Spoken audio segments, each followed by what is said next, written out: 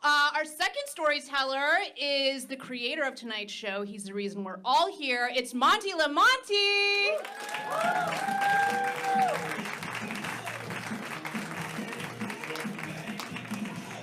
All right, Ron Hart is your screenwriter.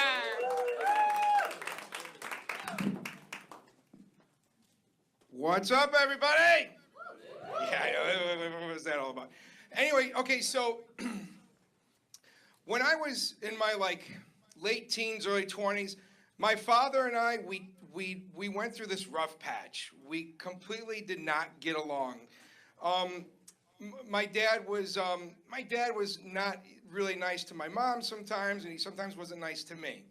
That being said, when my father would give me fatherly advice, it was in one ear and out the other. So I'm like 26, 27. And oh, by the way, this story takes place in Chicago. At this time, I was, I guess for lack of a better term, I'm kind of a white trash type of a kid, growing up in the city. And I had no money, I was, if I had $100, that was a lot of cash.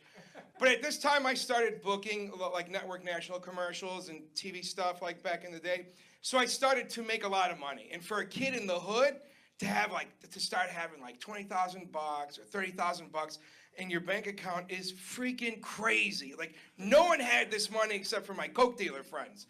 And so at the time, I was like, man, I got all this money. And when you're poor, I don't know how many people grew up poor, but when you're poor, money it burns a hole through your pocket. You know what I mean?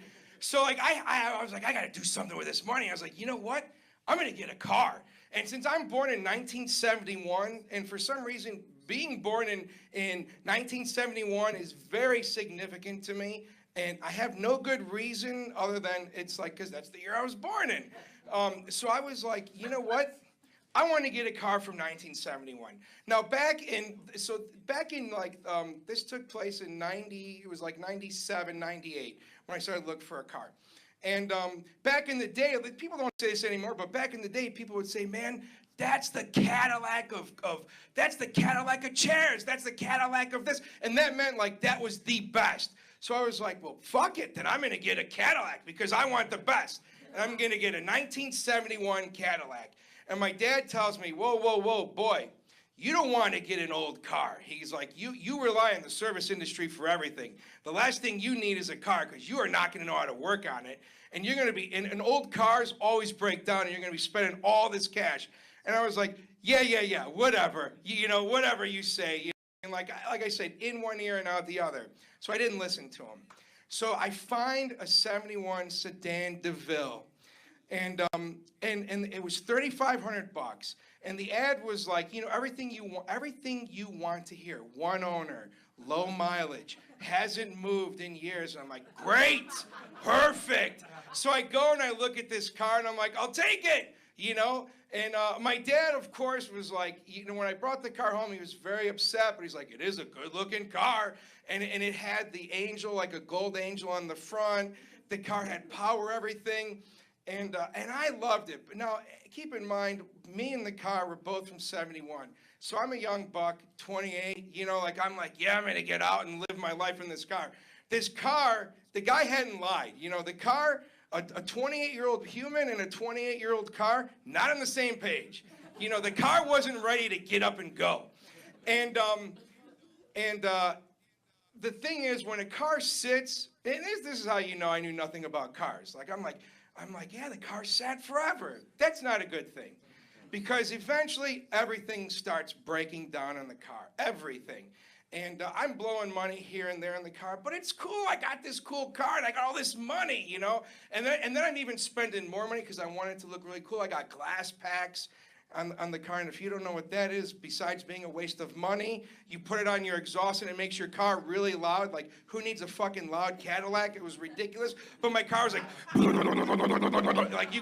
not like a Harley, but it was a Cadillac, And I'm blowing money, and then when I'm getting repairs, the guys at the mechanic shop, they all of a sudden realize, I'm a sucker, And they're like, I'm like, original parts. And I remember once the carburetor went out, and they're like, hey, Monty, you want the original carburetor? And I was like, fuck yes! Like, who cares? It's a carburetor. You don't even see it. I could have got a cheap one for like 50, 60 bucks, but I got an original 71 carburetor, which is like 200 bucks because we had to find it in Indiana. So I'm blowing all this money. And every now and again, my dad would make a comment about like, oh, you're getting the cars in the shop again, huh, boy? And I was like, oh, relax, relax, you know? And all of a sudden I realized on my bank account, I hadn't really paid attention. I was one of those guys that just didn't pay attention. So my bank account went from 30,000 plus to not too much over $10,000, you know, and that's a huge hit. And $3,500 for the car, and then I had over $11,000 in repairs. And I only had the car for like 2 years. I know it's completely ridiculous, but hey, my dad didn't know better. I knew better, you know what I mean? So I just kept doing it, and I was in complete denial. But when you do see your money going down, the being in denial starts to kind of disappear. But I needed an out, you know, I needed an excuse, because I couldn't give in to my father, you know what I mean? Like, he's mean, I'm not listening to him. So my excuse was I saw gas started to go up. It went from $1.59 a gallon to $1.79 a gallon, and I was like, oh, whoa, gas is getting a little too pricey for me to maintain this car. So that was my out, right? So now I go and I put the car for sale, okay? And my dad's a little bit happy. He's like, oh, great. The car's for sale, and I put it in a paper that they just keep recycling the ad until it sells. The car was up for sale in the same paper for over a year, all right? In that year, oh, and I was trying to sell it for $3,500, what I paid for it, because I was like, it looks really nice, and whatever, maybe I'll get my money back. So now I got the car for sale. 3 people contacted me, 3. The first person that contacted me, he contacted me within like the first month. The next person was like 6 months later. Finally, after over a year, the 3rd person to contact me was the first person to contact me, all right? He knows the car's sitting. No one's buying this car, right? So he's like, he calls me, he wants to set up, he wants to come and look at it. So I'm like, yeah, I don't know this guy. I don't want him coming to my house. So I tell him, yeah, meet me by my parents' house. Well, that's really nice of me. So I give him my parents' address, and I go and I meet him by my parents' house. And I figure my dad's there. Well, my dad comes on. My dad's like, all right, boy, you're going to get rid of the car? I'm like, yeah, you know what? I didn't tell my parents how much money I had spent on repairs, but he was like, maybe you'll get the $3,500. I'm like, yeah. The guy shows up. He looks at the car. The car was really nice. I mean, it was a lime green, leather interior, power everything. I even put, like, these little skulls on, like, the door locks and on the wheels, like, where you put the air in. I mean, it was really fucking sharp. It looked nice. And he's like, wow, this car is nice. You've kept it up. I'm like, oh, yeah, new brakes, new water pump. I got a new carburetor. I was like, the skirts on the back are new. Like, everything is new. I'm like, this car is worth $3,500. He's like, yeah, I like the car. He goes, oh, all right. He goes, I'm interested. And I go, awesome. And me and my dad, we look at each other. We're like, yeah, we're finally in some sort of agreement here, you know. We're getting along because I'm going to get some money and whatever. And then he goes, all right.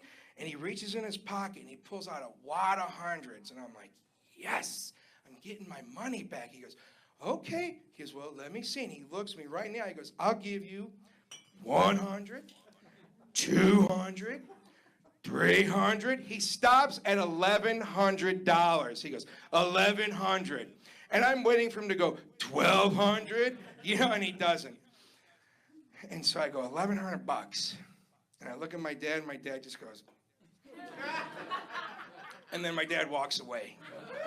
Hung me out to dry. So I say, yeah, I'll take it. And it was like I got punched in the stomach. Because it was like with the $3,500 plus the repairs, not even a tenth of what I put into it. You know, all my money's gone. And I'm about to take $1,100. And he just hands it to me. And I take it. And he drives away. I can hear him like a block away, and it was hurting me bad. I walk upstairs, and I look, and my dad looks, and he's like, oh, you took it. He's like, good move. He goes, you got rid of it. He goes, no, you ain't got to pay for it anymore. And I was like, yeah, you're right. And I was like, I should have listened to you.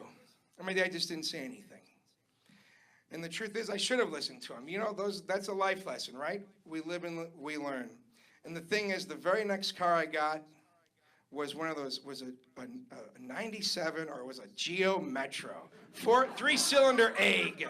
Right, you know what I mean? Complete piece of junk. But that's it. That's my story. Thank you. Listen to your dad.